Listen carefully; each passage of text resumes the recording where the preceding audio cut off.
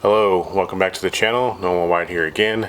As I mentioned in the last video, this video will probably be a lot of talking and wiring, and so I understand that that stuff's boring, and if you don't want to watch the video, that's totally fine. Of course, it's always up to you guys. I appreciate you guys watching the videos, but there will be a fair amount of talking and a fair amount of wiring going on.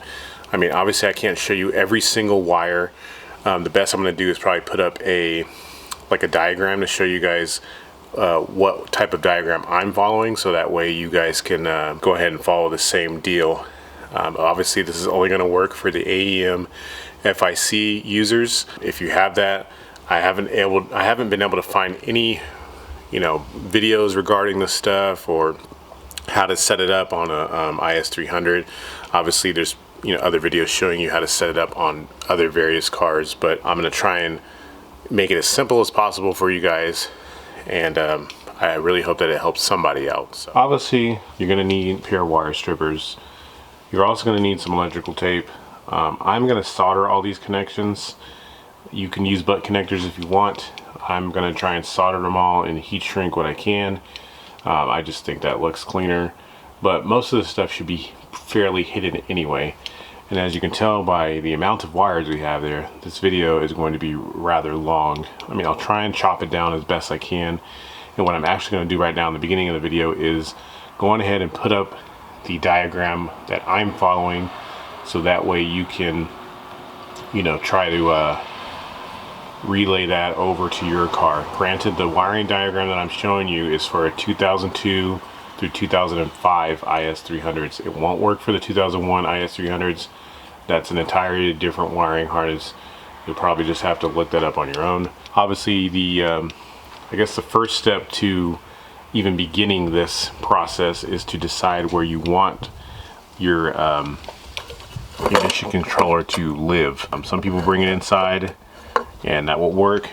You would just have to extend all these wires out. You have to go buy a wire and extend every single one of these wires out as one by one, which is very tedious. So what I'm going to do is there's usually this cover right here that's sitting on top of the ECU, just like that. What I'm going to do is actually just mount this straight on top of here, something like that. Something like that'll work. It is made out of aluminum. Aluminum is, good at dissipating heat, so it might get warm in here, but I don't think it's going to affect it at all. The stock ECU is in a box, and there's a little tube right here that provides some airflow to the ECU in here to keep it cool, but I'm pretty sure I'm not going to have an issue with this. I've seen guys, stuff it down here on the side and just let it sit there.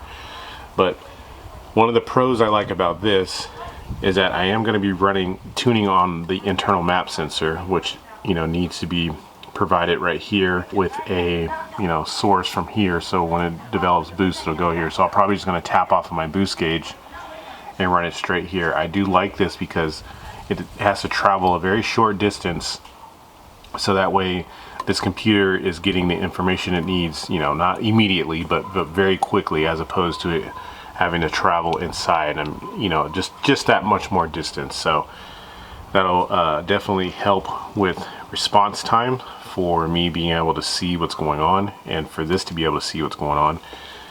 And then also, since these leads are pretty short overall, these will have to get plugged into the AEM here, and then they're just going to run inside the box. So obviously that helps for packaging.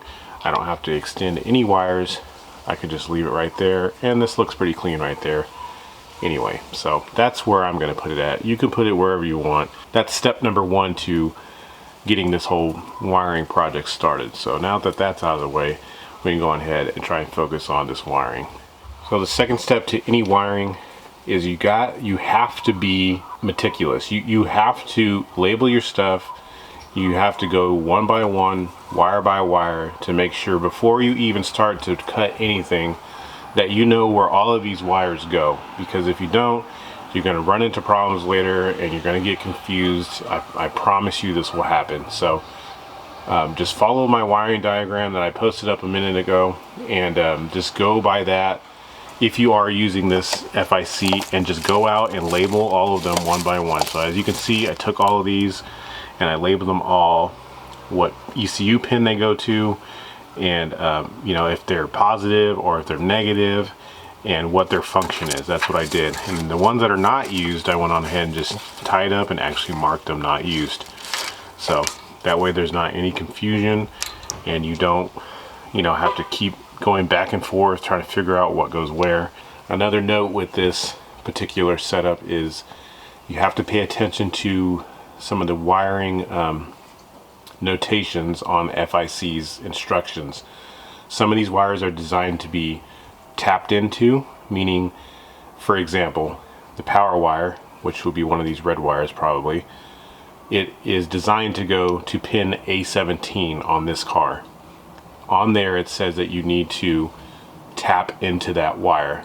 So that means you're just going to take the wire and run it, you know, in line or along with the wire that's already there. So if you know, pop open the ECU box here, and you look at this whatever wire, I'm just picking a wire at random. You would take this wire, you can cut it if you want, or you can buy those tap ins, you know, they just squeeze on top of one of these wires, and that works perfectly fine. That'd be just tapping into the wire. Now, the other thing that's noted on some of these wires is that some of these wires in fact need to get intercepted, like the injector wires, for instance. So I know this looks like a bundle of wires, but say this wire again, say this is injector 1. What we actually need to do to intercept this wire is to cut it, and one lead, you know, one side will go off into the AEM FIC as an input. You know, that's the injector 1 input, let's say.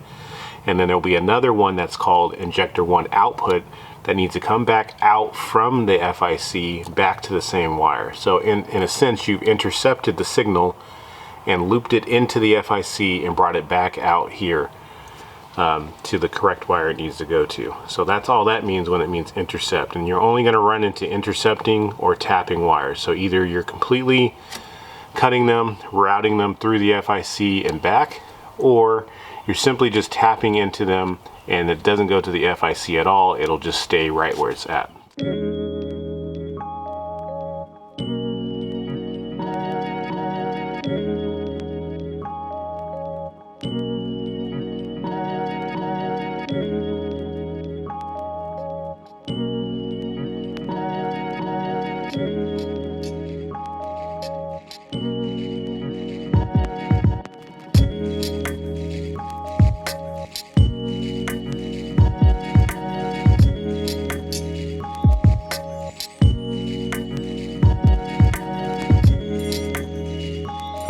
Don't finalize anything yet until you make sure you've tested everything and that it works properly.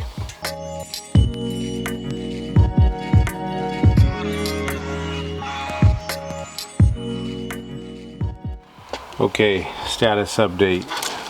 So what I actually did was I went on ahead and temporarily wired in all of the intercept circuits, the circuits that say intercept on them.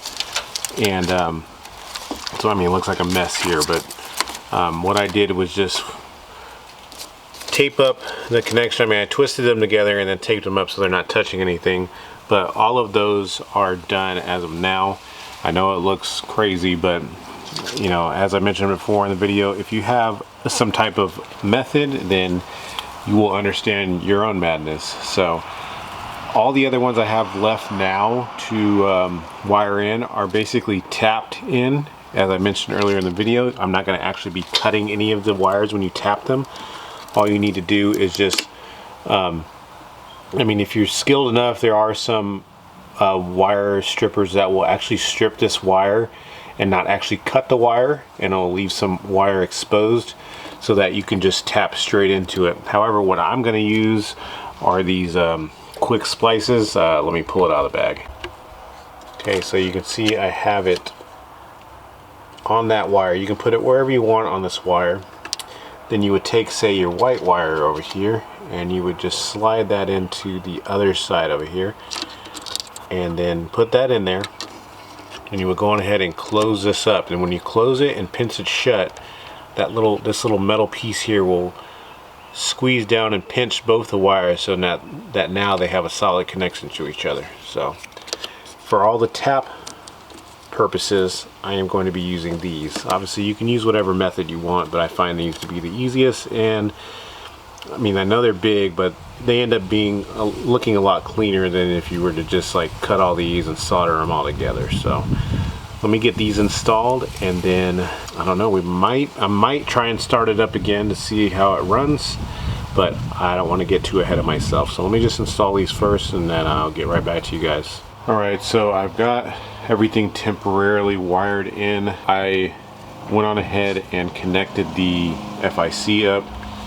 I have just a temporary, map sensor reference, which basically is just manifold pressure, the same thing that'll be feeding the boost gauge. Ultimately, I will probably just cut this here boost gauge line and tee off of it to provide the FIC with some type of map reference, because as I mentioned earlier, I don't like teeing so much off of the same thing. So this is just temporary. I did disconnect the blow-off valve, so that's fine. It could just stay shut. I'm gonna see if this will run. I hooked up the USB cable to my laptop here. I just kind of made myself a bass tune. Let me see if I can get the glare off the screen. Maybe not, but yeah, so this thing has the gauges built in right now. So according to this, the car's not on or anything, but it's saying that the PSI-A, which is correct, is reading 14.7, which is atmospheric pressure, which is right. So at least I know that that's working. So I'm gonna go on ahead, and this thing will read throttle position sensor, MAF voltage. It'll read all this stuff here, fuel trim, ignition trim, injector duty and whatnot. So I'm gonna try and start it and see if I have everything hooked up right. Hopefully this should work. We'll just see how it goes.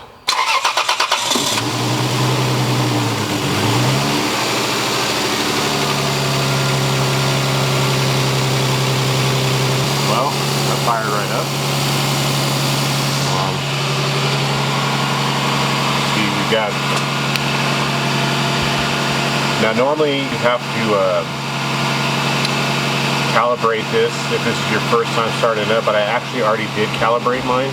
And to do that, you would need to go up into the setup, which is up at the top of the screen. Click setup, and then you'll click calibration right there,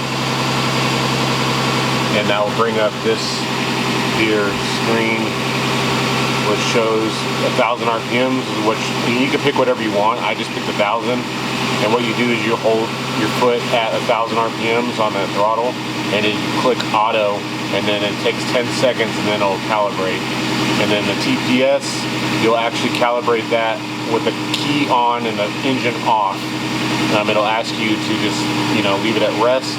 Then it'll ask you to take it to full throttle and hold it there, and then it should calibrate on its own. So I did that already. I know I didn't show you guys that, but just kind of wanted to see if I got this stuff hooked up right.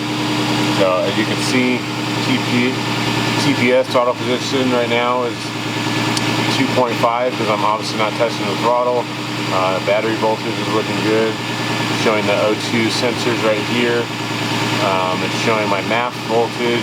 Showing the injector duty cycle is 3% right now. Okay, inside the car, my AFR is reading decent. Let's see. That vacuum gauge is still working here. I do have a check engine light on. I'll have to read that and see what that's about. Something tells me it's not anything too serious, because I do have my downstream O2 sensors are not even attached to anything. They're just dangling around, so that's probably what is going on there. And so yeah, I mean, so far, it